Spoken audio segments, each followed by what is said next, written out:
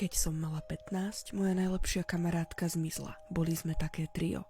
Ja, Anička a Lucia, spolužiačky zo strednej. Ja a Anička sme bývali v jednej dedine, Lucia vo vedľajšej. Každé ráno sme sa do a zo školy viezli autobusom. Tak to bolo aj v ten osudný deň. Pred koncom poslednej hodiny začalo liať. Keď zazvonilo, išli sme na obed. V jedálni bol nával. Všetci sa skrývali pred nečasom. Prisadol si k nám aj náš spolužiak Ivan. Vraj mal prísť po ňo otec, no rozhodol sa, že ešte zostane na volejbalový krúžok. Tak sme sa s ním zakecali, že sme zmeškali autobus. Bolo to tesné, no nestihli sme ho. V tom pri nás zastavilo auto. Plešatý 40-tník stiahol okienko a opýtal sa: "Nechcete odvoz, dievčatá?" Z oblohy práve začali padať krúpy, ale ho cez ne bolo počuť. Nedôverčivo sme sa na seba pozreli. Mal som tu vyzdvihnúť syna, ale povedal si, že ešte ostane na krúžok. Vedela som, že to čierne auto mi je nejaké povedomé.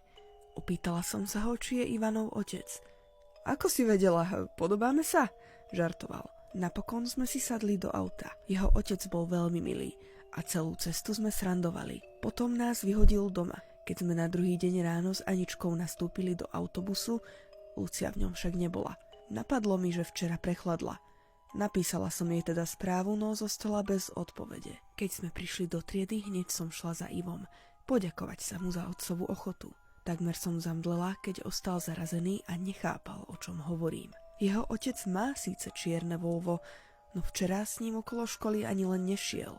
Ako sa neskôr ukázalo, ani Luciny rodičia od nej od včerajška nemali nejaké správy. Polícia vypočula každého, kto sa vtedy okolo školy pohyboval. Muža z čierneho Volva sa im však nikdy nepodarilo identifikovať. Lucia mala iba rodičov a obaja po jej zmiznutí tragicky zahynuli pri autonehode. O pár rokov po jej zmiznutí som si len tak v práci scrollovala Facebook, keď som tam jedného dňa uvidela jej fotku.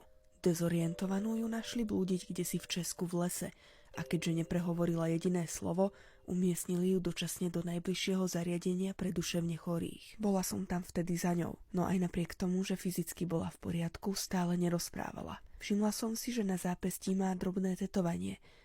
Bola to hviezda, ktorá pripomínala pentagram. Stále je záhadou, čo sa jej vlastne vtedy stalo. A ja sa stále učím žiť s tým, že sme si vtedy do toho auta sadli.